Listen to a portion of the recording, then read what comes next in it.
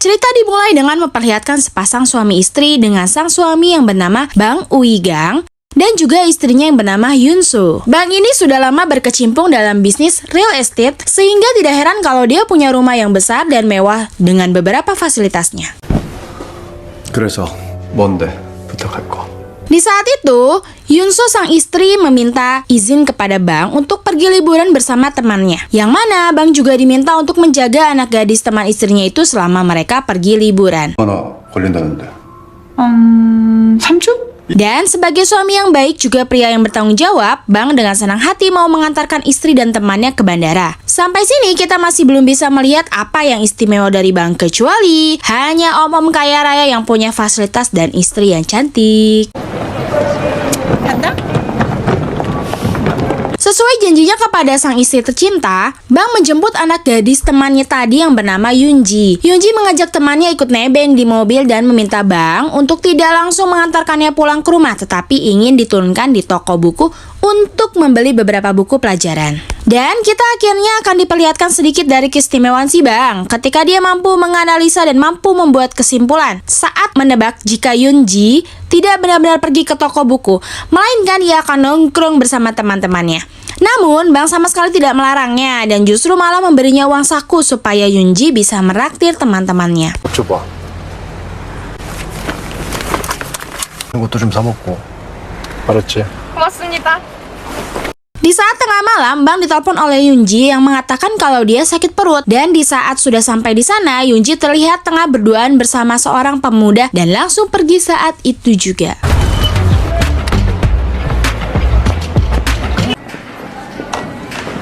Yunji ini rupanya tidak benar-benar sakit perut, melainkan dia hanya ingin dijemput dan numpang di rumah Bang. Namun betapa menyebalkannya si Yunji ini saat dia malah menyuruh Bang untuk pulang karena dia baru mendapat WhatsApp temannya yang barusan untuk ikut bersamanya. 아저씨 먼저 들어가세요. 먼저 가. 네. Saat akan pergi, Bang sempat melihat Yunji naik motor bersama dengan beberapa pemuda. Yang mana Yunji dibawa entah kemana dan Bang tidak peduli dengan hal tersebut. Gadis ini bernama Sung Yun. Dia seorang siswi yang bekerja sampingan sebagai seorang mucikari yang menjual adik-adik kelasnya kepada pria-pria hidung lereng. Yunji pun menyadari kalau ternyata dirinya sudah dibohongi. Dia pun tak terima diperlakukan seperti itu. Dia pun memberontak, di mana saat Yun akan menamparnya tiba-tiba ada Bang yang muncul entah dari mana. Namun, jika kita putar sedikit ke belakang, ternyata saat Bang memasukkan beberapa lembar uang ke dalam dompet Yunji, rupanya ia diam-diam memasukkan sebuah alat pelacak yang bisa membuatnya tahu kemana dan di mana Yunji berada. Sehingga ketika melihat Yunji dibonceng oleh beberapa pemuda tadi, Bang diam-diam mengikutinya untuk memastikan Yunji baik-baik aja. Perasa punya banyak pasukan, Yun menyuruh anak buahnya untuk menghajar Bang, di mana kita lagi-lagi akan diperlihatkan sedikit dari kemampuan si Bang ini saat dia mampu menumbangkan mereka semua tanpa kesulitan dan tanpa keringat sedikit pun. Dan yang menarik adalah ketika Yun berhasil menusuk perutnya, Bang sama sekali tidak menunjukkan ekspresi kesakitan saat pisau itu menancap di perutnya. Sehingga bisa dipastikan jika Bang ini bukanlah orang sembarangan yang bisa dianggap remeh.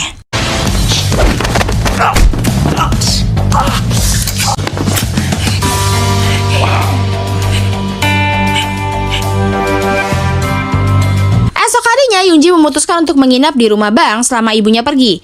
Sebenarnya hal itu tidak diinginkan oleh Bang yang lebih nyaman tinggal sendiri. Ya, tapi mau gimana lagi ya? Sang istri yang menitipkan anak itu yang tentu saja Bang tidak bisa menolak permintaan istri tercintanya. 그냥 아저씨 집에 쭉 있을래요. 젠장. Saat malam hari ketika Bang dan Yunji lewat depan gedung semalam, terdapat banyak sekali polisi yang menjadikan gedung tersebut sebagai olah TKP. Dan ternyata semua orang yang dihajar oleh Bang semalam sudah tewas karena rupanya ada orang lain yang membunuh para pemuda itu, kecuali si Yun. Dan sepertinya hal itu dilakukan karena ada yang tidak ingin bisnis jual beli wanita mereka terbongkar. 무슨 일로?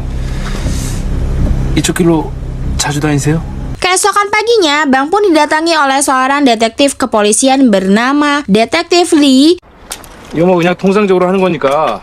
Berdasarkan kamera CCTV sekitar, mobil Bang terlihat sempat melewati tempat kejadian perkara, di mana saat itu juga detektif Lee mengajukan beberapa pertanyaan, tapi dengan santainya Bang mampu membuat sebuah alibi, dan itu pertanda bahwa Bang sudah terbiasa menghadapi situasi dan interogasi semacam ini.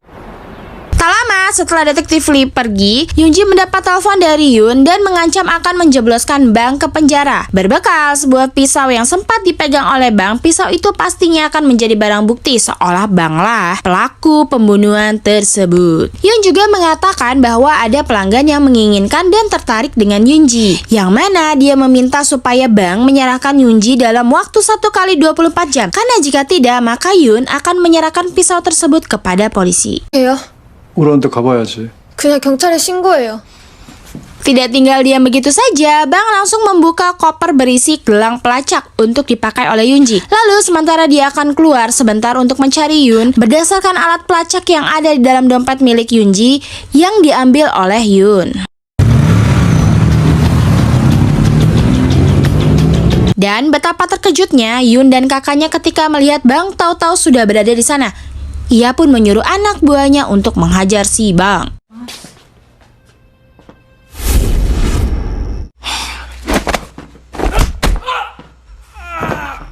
Ban pun berhasil mengintimidasi Yoon dan si kakak untuk menyerahkan pisaunya. Lalu Bang dengan santainya melukai si anak buah dengan memukul kepalanya menggunakan botol. Bahkan menyayat tangannya menggunakan sebilah pisau. Karena panik dan merasa kalau Bang ini bukan orang sembarangan, akhirnya mereka pun menyerahkan pisau barang bukti tersebut dan berhasil kabur.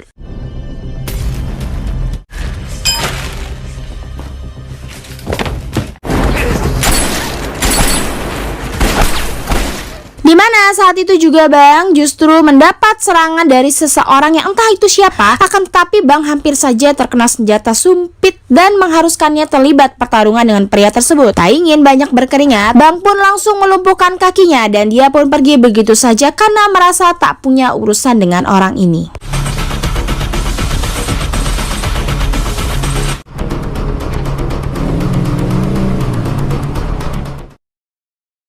Setibanya di rumah, Bang menemukan rumahnya sudah dalam kondisi berantakan. Berikut dengan Yoonji yang ternyata sudah diculik. Namun dengan gelang pelacak yang diberikan pada Yoonji, tak sulit bagi Bang untuk menemukan lokasi di mana dia berada. Saat itulah akhirnya Bang mulai serius dengan masalah ini, dan hal itu dibuktikan ketika dia kembali membuka koper dan mengambil sebuah pistol yang biasa dia pakai. Sesuai lokasi pada alat pelacakannya itu, Bang akhirnya sampai di markas tempat dikurungnya para gadis-gadis. Di saat itu juga Yoon yang hampir kabur bersama kelompok mafia pun berhasil tertangkap lebih dulu. 어딨어?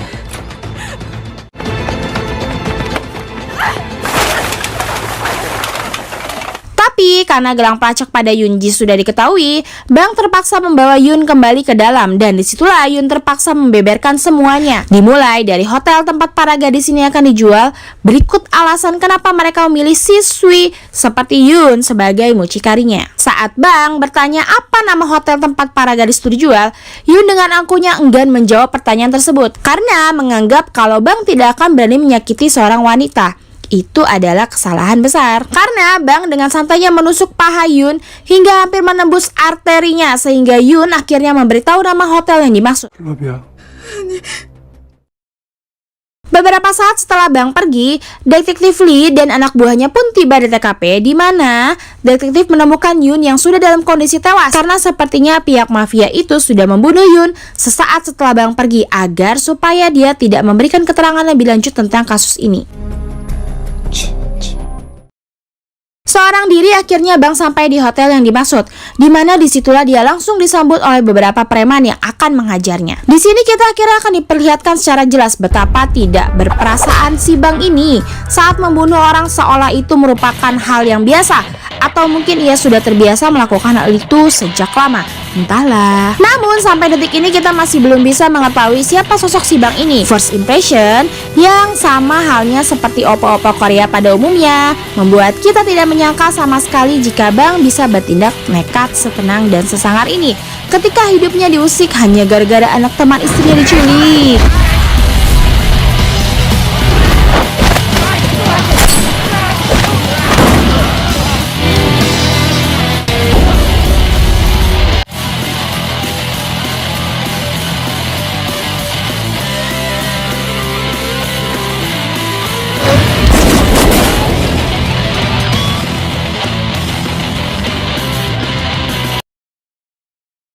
Setelah membantai habis semua di hotel itu, Bang sengaja menyisakan 3 orang ecek-ecek untuk dimintai keterangan. Di sini lagi-lagi kita akan melihat sikap Bang yang tidak bisa diajak kompromi ketika dia langsung membunuh satu persatu dari mereka yang lelet dalam memberikan informasi. 시킨 대로 했을 뿐이에요. 왜? 잠시만요. 그 누가 알고 있는지도 알아요. 누구야?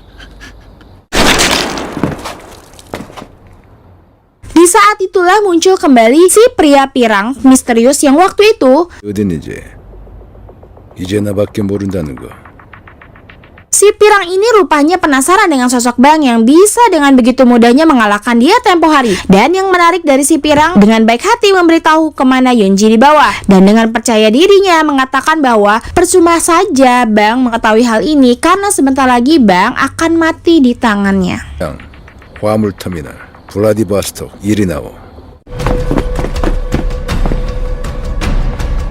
Akhirnya Bang pun menggiring si pirang itu untuk bertarung ke dalam. Tapi karena tidak punya banyak waktu, Bang akhirnya mengikat si pirang dengan tali dan loncat dari lantai untuk bisa secepatnya keluar dari hotel tersebut.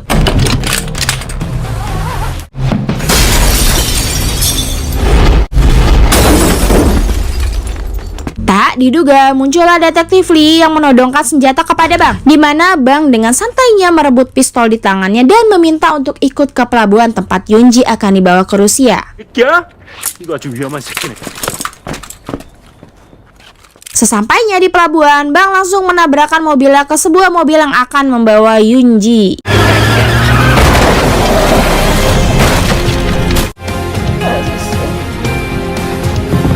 Setelah memastikan Yunji baik-baik aja, Bang pun menghampiri si bos preman alias kakaknya Yun ini untuk mencari tahu siapa dalang di balik penculikan Yunji. Namun karena dia ngeyel, Bang pun memutuskan untuk menembaknya saja. 유명한 놈이 누구야?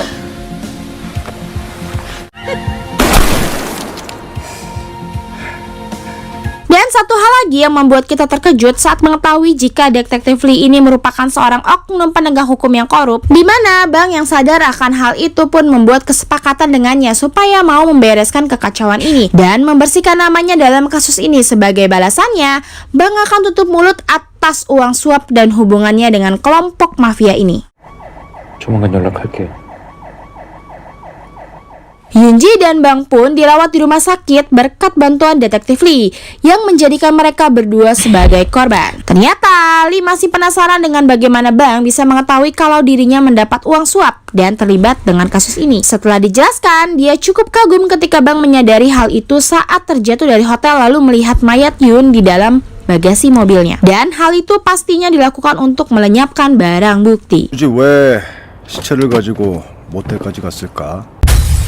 점박이는 그 붙잡힌 여자애가 경찰. Karena Bang yang terlanjur terlibat dalam masalah ini pun harus membereskan semuanya sampai tuntas. Bang pun harus mendapatkan orang yang menjadi dalang di balik penculikan Yunji, di mana si detektif mengatakan bahwa ini ada hubungannya dengan mafia Rusia. Lalu Bang menawarinya bayaran untuk mencari informasi selanjutnya untuk mendapatkan otak di balik ini semua. 하지마. 우리가 합리적으로 풀어볼 수도 있잖아. 윤지 지명한 새끼 찾는 거.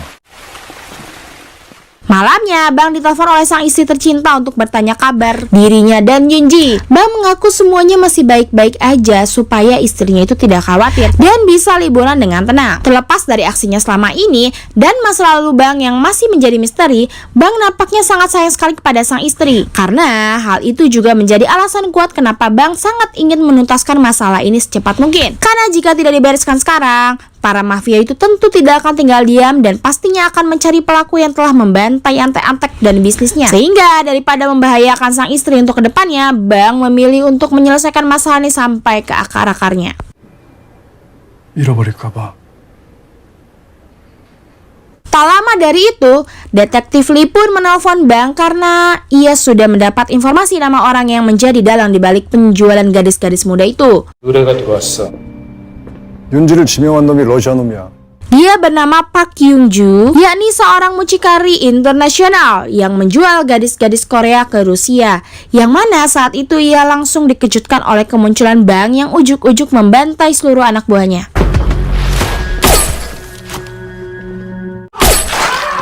Ketika Bang meminta Park untuk menjelaskan semuanya, Park menolak dengan alasan Bang tetap akan membunuhnya. Tetapi Bang rupanya bukan psikopat yang asal bunuh aja tanpa alasan yang jelas. Karena jika informasi yang diberikan Park benar dan akurat, Bang akan memberinya kesempatan untuk tetap hidup. 있잖아. 그냥 반사라는 것만. Park pun akhirnya menjelaskan bagaimana bisnis ini bekerja, dimulai dengan mencarikan ABG yang sesuai kriteria pelanggan, dan saat itu juga Park akan memoles para ABG ini untuk diekspor ke Rusia dan akan menjadi santapan para pria hidung belang. Dan faktanya Park sama sekali bukan kelompok mafia dan tak ada hubungannya dengan mafia manapun. Dan alasan kenapa usahanya selalu aman adalah karena dilindungi oleh seseorang yang penting, yakni seorang hakim atau pejabat paling terkenal di Korea yang selalu membantunya membereskan setiap masalah. 다양한 냄비를 먹고 싶어하는 고객들은 존나 늘어나지. 헐 있어. 콜. Setelah melenyapkan Park dan anak buahnya, Bang pun menghubungi seseorang dari departemen pembersih yang bertugas untuk membersihkan TKP dan membereskan semua mayat dengan sangat rapi. Layaknya mantan seorang pembunuh profesional yang memiliki akses apapun di dalam aksinya, kemungkinan besar Bang ini adalah seorang pembunuh bayaran yang sudah insyaf dan memiliki hidup normal. 아, 당신이야말로 은퇴했다는 소리를 들었는데 조만간 연락할게.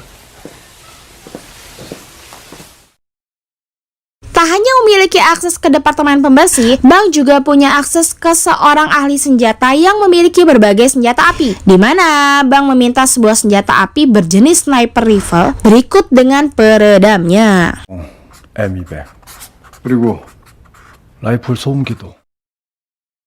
Malam harinya, si detektif Lee itu akhirnya berhasil mendapatkan informasi terkait hakim yang dimaksud, di mana hakim tersebut merupakan kepala kejaksaan yang mana dia berasal dari keluarga cukup berpengaruh dan berkuasa. Sehingga si detektif korup ini rada pesimis jika Bang bisa menyelidiki hakim tersebut. 보물은 왜 알아보라고 한 건데 짜증나게. Dan kesalahan besar jika kita meremehkan sosok pria macam si Bang ini, yang mana dengan sniper yang sudah dipesannya itu, Bang langsung menembak semua penjaga yang berjaga di kediaman si hakim. Dimana setelah itu juga Bang melakukan aksi tembak-menembak jarak dekat.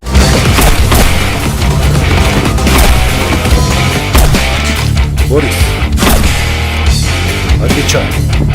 Lalu, Bang kembali harus berhadapan dengan si pria pirang alias pengawal pribadinya si hakim, di mana detektif Lee juga muncul di sana untuk membantu Bang dalam aksi baku tembak tersebut. Dan 내려.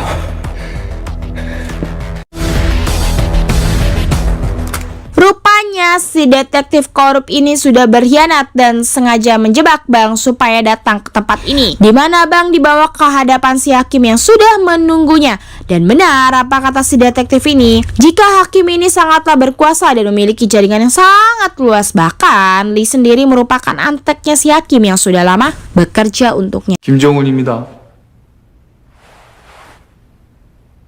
Di saat itu juga detektif Lee pun disuruh untuk membereskan masalah ini dengan melenyapkan Bang. Bang pun dibawa ke ruangan lain sementara si hakim akan bersenang-senang.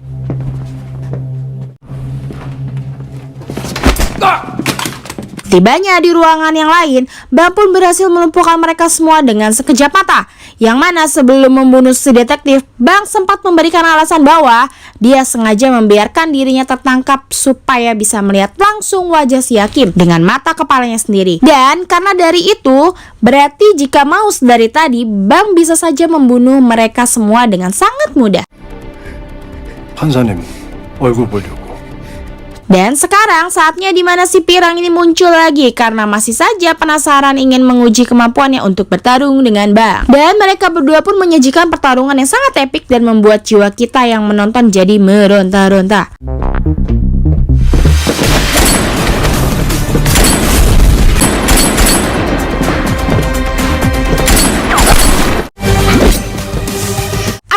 Tapi sepertinya sudah bisa kita tebak jika si pirang ini jelas tidak punya kesempatan untuk menang dari seorang Bang yang memiliki kemampuan dalam level yang berbeda. Dan dari situlah si pirang akan menghirup oksigen untuk yang terakhir kalinya.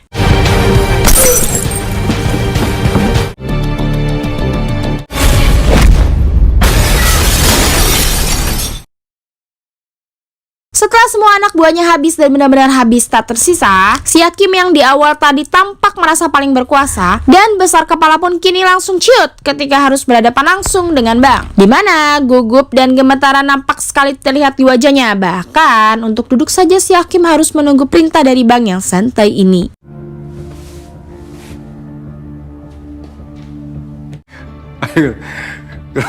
그러잖아 여기는 관리 누가 Sempat menawari Bang dengan uang dan kekuasaan, namun Bang tidak tertarik sama sekali akan hal itu. Bang justru bertanya kepada si Hakim tentang kenapa dia sangat menginginkan Yunji sampai menyuruh orang untuk menculiknya. Di saat itu juga si Hakim akhirnya mengungkap sebuah fakta mengejutkan, bahwa dirinya sudah lama membooking si Yunji ini, bukan dari mucikarinya atau siapapun, akan tetapi dari ibunya si Yunji sendiri yang saat ini sedang liburan bersama istrinya si Bang. Rupanya dia bukanlah ibu kandung Yunji, melainkan ibu angkatnya yang memiliki profesi gelap sebagai mucikari atau mami-mami yang bekerja untuk orang-orang besar atau penjabat seperti si Hakim ini. 뒤집어 씌우고 깔끔하게 마무리하자.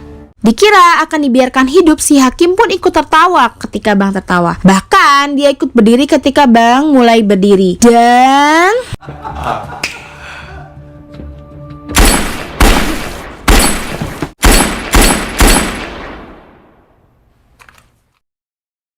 나 잠깐 화장실 다녀올게. 언니 그럼 나 받아보고 있어. 그래. setelah mengetahui tentang ibu Yunji yang ternyata jahat, Bang langsung terbang keluar kota dan diam-diam menemuinya. Di saat tidak sedang bersama istrinya, Bang pun menanyakan alasan kenapa dia bisa berteman dengan istrinya itu dan mengajaknya liburan keluar kota. Ternyata si ibu ini sengaja mendekati Hyunsu setelah mengetahui jika suaminya adalah orang kaya, yang berarti dia hanya ingin memanfaatkan istrinya Bang hanya karena kekayaannya. Ingat, Bang bisa sangat-sangat kejam sekali jika ada seseorang siapapun itu yang menyentuh atau berniat jahat kepada sang istri tercinta. Sehingga saat sudah berada di tempat yang sepi, Bang langsung menembaknya. 여기서 멈춰.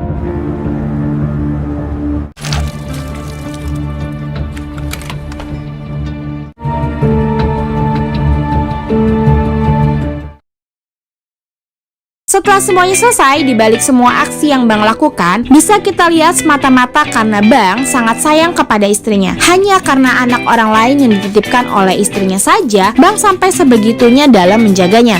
Nah, coba kalian bayangin ya, kalau hal ini terjadi kepada istrinya sendiri, hal sebrutal dan aksi yang totalitas seperti apa lagi yang akan Bang lakukan untuk istrinya itu. Oke deh people, sampai di sini dulu ya. See you next time. Bye bye.